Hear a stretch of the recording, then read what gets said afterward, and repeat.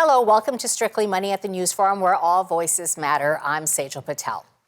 57% of Canadian adults do not have a will, which means they don't have a say on how their assets will be distributed and possibly who will care for their minor children if they have any. Planning for one's death is still seen as a taboo for many, and for others, it feels simply overwhelming. Well, one company is on a mission to change this and also make estate planning more accessible for Canadians. Erin Bury is CEO of Willful, and she joins me now. Erin, it's great to have you on. Thank you so much for having me, Saijal. So, Erin, I see these stats. I understand why so many people don't get it done. But like you, I really try to hammer in the importance of getting one for obviously some of the reasons that I listed, and many more. Can you talk about the importance of a will? Because you must have so many stories of what goes wrong. Absolutely. I mean, my husband and I launched the company because we lost a loved one unexpectedly, and we saw how difficult it was to wrap up someone's life when they hadn't put the time into documenting their wishes and discussing them with family. So really the importance of a will is that, as you said, it gives you a voice after you're gone. It says who's going to wrap up your estate. It puts someone in charge of taking care of any minor children or pets, because not everyone has kids, but a lot of people have furry friends. And it says who's going to get your assets when you pass away. And if you don't have a will, the governments and courts are going to make those decisions for you. Yeah, I mean, you make a point, right? Like, in your experience, why don't people get wills? Do you think it is a taboo, or do they think that the courts are going to take care of it and it's all going to be good? I think there's two things. First, people think it's very overwhelming and complicated to create a will, so they avoid it. They think you have to gather your net worth statement, all of your finances, that it's going to take you, weeks to get done, when in reality, it's a few key decisions and a very simple document that can take you as little as 20 minutes. The second reason is people think I don't need a will because I'm not old or rich. And in reality, everyone who has any sized assets and any people who rely on them, whether spouses, children, or pets, should have a will in place. Yeah. Obviously, you and your partner, Kevin, you recognize that there was a gap in this. What was the catalyst then for you to start Willful? So after we lost a loved one unexpectedly, we looked at each other and said, we were in our early 30s at the time. We had a home, so we had a large asset, and we didn't have wills because, we just didn't have a lot of education about it. So that was the catalyst. And really the reason we launched Willful is because we didn't want to go to a lawyer's office and pay $1,500. We did everything online, from investing our money to booking travel to ordering Ubers. So we thought, there has to be a beautiful, elegant online solution that can help Canadians get this done for a more affordable price. And when we didn't see it, we decided to launch it. Yeah, wonderful. So walk us through how this do-it-yourself process works with Willful. Yeah, so I think there's a misconception that you have to visit a lawyer to get your will done. And in Canada, that's simply not true. What makes a will legal is all about you creating it and how you execute and witness that document. So think of Willful like TurboTax for estate planning. We guide you through a series of questions about your life situation, and we help you appoint the key people in your will. We then provide a customized document that you can print and execute in all provinces except BC, where you can actually do that online. Okay. And if I understand, because I've been on your website, there are sort of 3 different packages. Can you talk about that? For sure. So our $99 package is just a will. So that includes free updates in future.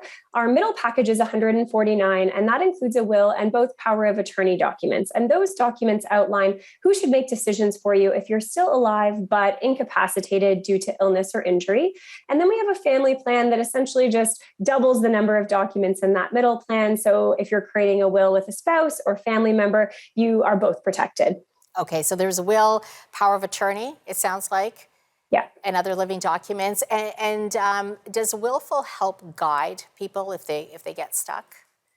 Absolutely. I mean, the key difference between us and going to a lawyer's office is we're not a law firm and we can't provide legal advice. Yeah. But we do have a team that can help provide legal information.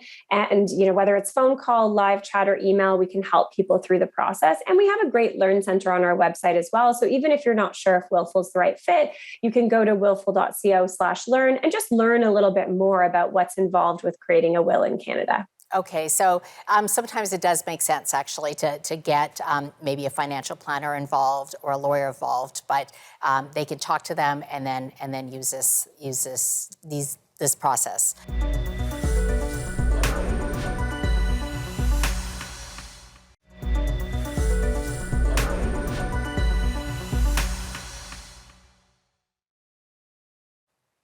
Welcome back, Erin. If someone decides to use Willful, it's not as simple as just completing a template, right? You do have to choose your beneficiary. You have to choose your executor. Can you walk us through your advice on both? For sure. So when you're creating a will, you're essentially making three key decisions. Who's going to be my executor? Who's going to wrap up my estate? Who is going to get my assets? And who's going to take care of any minor children or pets? When picking an executor, you want to think about the three T's: time, territory, and trust. Who has the time to actually wrap up your estate, which can take 12 to 18 months? Who do you trust with that? You really want to have the trust that they're going to execute your wishes and be your voice when you're gone. And is it someone who is in close proximity to you? Because there can be tax implications if you choose someone outside the country, and they're going to be dealing with all of your properties. So the closer they are, the easier it would be for them. When you move on to beneficiaries, that's simpler. That's who do you want to receive your assets? Typically, that would be spouse, children. It can also be charities, though. It could be a friend. So, you can leave your assets to whomever you'd like, but you do have an obligation to account for spouses and for any financially dependent children, whether that's minor children or adult children who rely on you financially.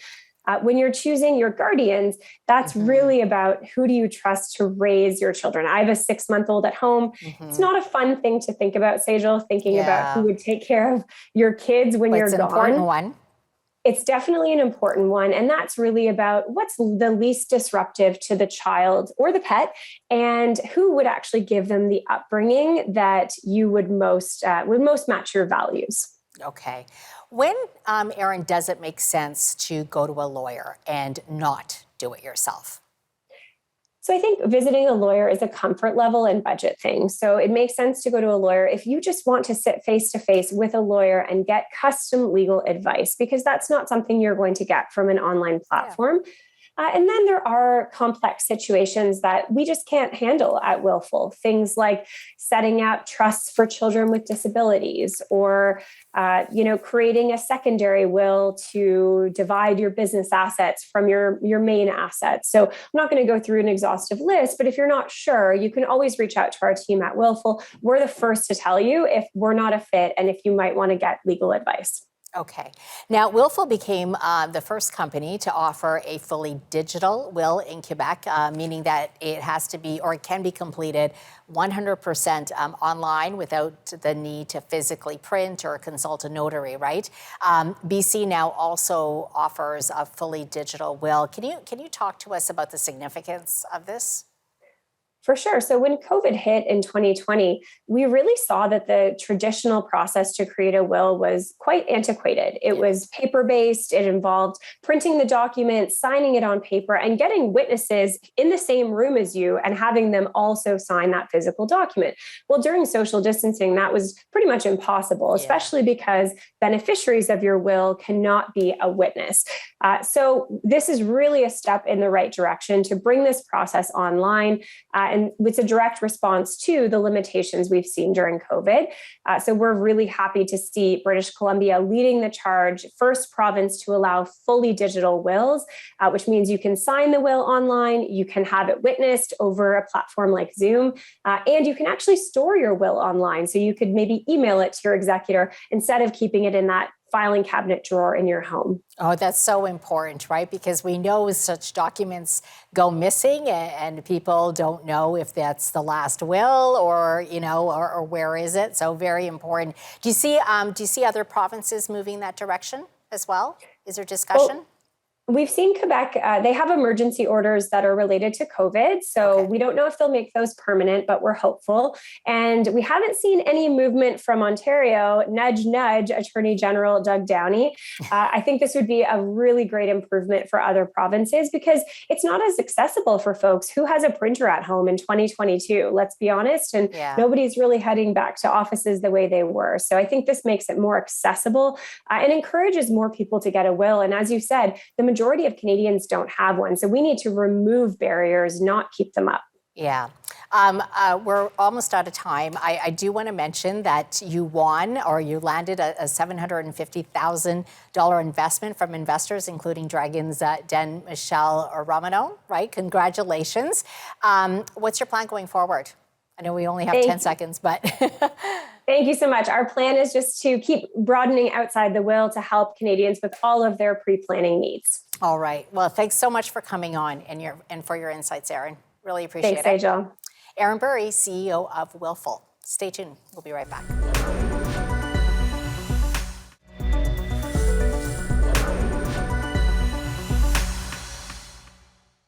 Welcome back to Strictly Money. Are higher interest rates and the higher cost of goods making you worried about your cash savings and debt load?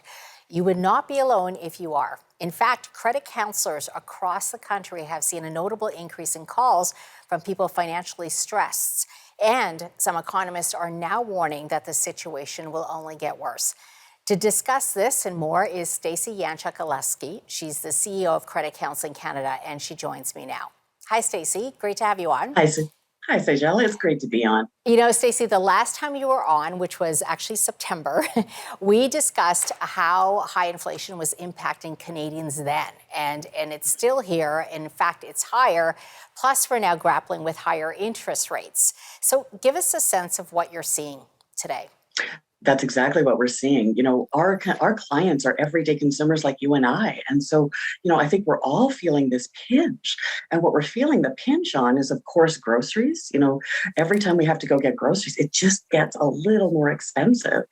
And then, you know, filling up at the pump, my goodness, you know, you almost need tons just to settle down the heartburn when you fill up with gas. Plus, what we've got pressure on housing. You know, housing is more expensive and it's harder to find. As well, you know, we're also getting pressure to reintegrate back into like in-person living, right? Back into the workplace, back to kids' sports activities. So that also increases our family budget and puts more pressure on. So we have a lot of folks that are stressed. Yeah, it's so interesting that you said people like you and I, right? So I was actually wondering, you know, what does the composition of those people calling in look like? Are you seeing people that wouldn't have called a year or two ago, right? There's people who, I know, live paycheck to paycheck, but are you seeing people who are calling in and saying, I'm just worried, like I have savings, but I'm worried it's getting depleted or I may have to go into debt? What are you seeing? Absolutely. You know, this is impacting everybody. Now, unless you're, you know, that top 10% that's doing just fine and doesn't have to worry about money, right? This is putting pressure on everyone. So you're seeing everyday people who didn't even know what credit counseling was are giving us a call. You know, people are calling us back, and which is good, right? We want them to call, but they're stressed. And that's what's really going on is there's just a lot of pressure on Canadian families to make ends meet. What are their top issues? You know what we did? We commissioned a survey with Angus Reid last year, so it's recent results. And what we found is 40% of respondents actually found that their primary concern of, you know, housing and inflationary costs was impacting their financial health and well-being.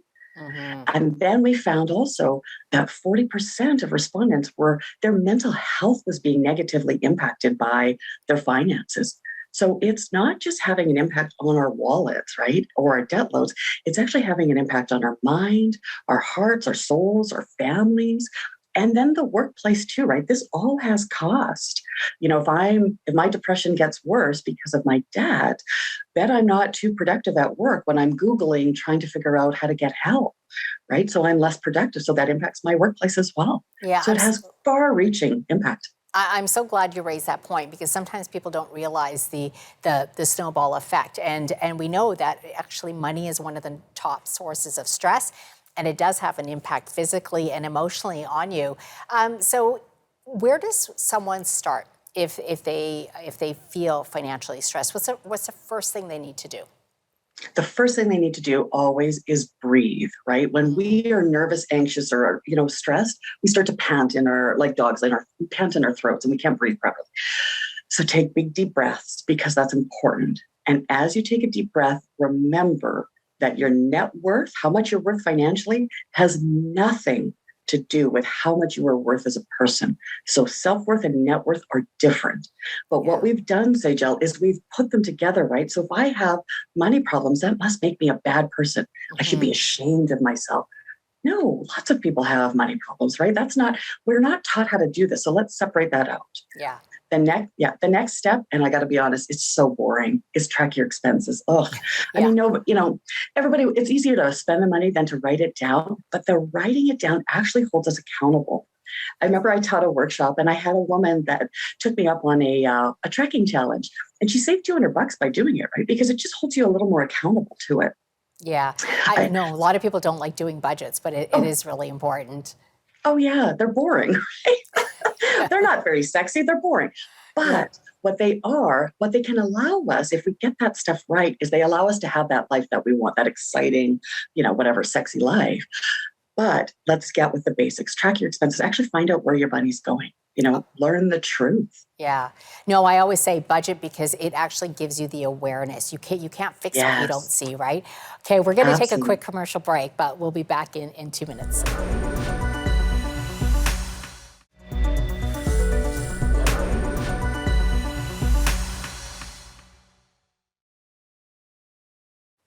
Welcome back. I'm Stacy. Before the break, we were talking about budgeting. For those who are living paycheck to paycheck, it feels like you can't cut expenses, right? And I really do understand that. Is there advice for them? Like, is there still some opportunity that they can just kind of look at how they're spending and tweak it? Absolutely. And you know what? I understand living paycheck to paycheck, but here, let's go back to tracking our expenses. So tracking our expenses is only the action of writing down, in whichever way you want, what you spent, right? It's not about cutting anything at this point. So it's really, you're being curious, right? You're investigating, you're being Columbo on your finances. And all you're doing is looking at what's going on, because then you can start to see patterns, right? Like, I noticed that we have 2 streaming services. Maybe we just need one, and that's where, perhaps as an individual or as a couple or family, you can make some decisions about, okay, here's where it's at. And then when it comes to, dealing with emergency issues, sometimes we just have to cut back temporarily, right? We're going to cut, I'm making an example. I'm going to cut cable temporarily, for the next 2 months or over summer, because I don't watch TV over the summer. And then I'll look back at it, but I'm going to take that savings and move it over to either savings or debt, whatever my priority is. Right. So the tracking of it, Saijal, is actually not about cutting. It's just about being aware, because then that information, as you said, it's power, and it gives you some choices on what to do. Yeah, no, absolutely. And we're seeing people when they're looking at food right now, because food costs are, through the roof. They're like, you know what, I'm going to cut back on meat temporarily, or I'm going to just buy bulk or no-name brands or things like that. So, you do have a little bit of room. Talk to me, Stacy, about apps, because I have to think there are some apps that help with budgeting and saving. Absolutely. You know what? Technology, most of us have, cell phones in our hands or pockets, right? We've got a whole supercomputer in our hands. So why not leverage that? Look online for some free apps and savings apps, right? Some where you can do cross comparison and you can, which helps you get information. Sometimes you can actually circle some savings, off of flyers and actually, get the coupons. Others, you can get rebates. So it's worth doing the work, right? It's kind of like getting the coupons. Doing that little bit of extra work can actually save you some money. And why not? Yeah. And if you have kids, it's a great opportunity, right? If you don't want to do the work, get them to do the work. Get them to go hunt for sales, right? Yeah. Why not? How does one create a strategy to cut debt? That's a big one. Sure. Yes. So again, first, let's breathe. Let's find, and then know what you need to do is take stock, right? Take stock of where it's at. And this is the hardest part when it comes to debt management, is actually just writing everything down on what your situation is, right? Because then that can feel overwhelming and like you're drowning. But take stock as to what is your income? What do you own? What do you owe? So how much money do you owe and who do you owe it to? And then once you have that picture, then what you can do is create a strategy, right? That could be a snowball strategy or an avalanche strategy. Oops. Snowball is where you start with one small debt. You make minimum payments and everything else, but you start with one small debt and you pay it off. And then that gives you some success. Mm-hmm. So then you take that money and you put it to the next one and it snowballs, right? It gets bigger and bigger. Oh, I'm sorry. It gets bigger and bigger, right? You could do the opposite where you could take the biggest debt first, the avalanche, and pay that one off and then pay the other ones off, right? There are lots of ways. There's lots Sometimes of ways. There are. You could sell stuff if you want, right? You could look at your own financing and go to a bank. There's lots of options, to deal with debt. But what we encourage people to do is if you're wondering what to do, get help, right? Seek help from a professional because there's lots of options out there and they're not all good. Right. And I only have 40 seconds left. And that was my question is, when should someone seek credit counseling? And if they come to you, what services do you provide? Absolutely. Anybody can come and see a nonprofit credit counselor. It's free, it's highly confidential, and people are available, 6 days a week to help. So what credit counselors can do is provide a listening ear and compassion. That's the first thing. I think that's really important, and non-judgment. Then what they can do is look at the financial situation and give options, right? When we have options, we have opportunities. Then they can also give resources, they can create a budget for them, and they can help manage their debt. Okay. So if somebody has debt, right, to me, the first sign of trouble is if you can't sleep at night, next morning, call the nonprofit credit counselor. Okay. Get in and see someone. Stacy, we appreciate your time. Thanks for coming on today. Always my pleasure, Saijal. Have a great day. You too. Well, that wraps up this edition of Strictly Money. Thanks for watching. We'll see you next time.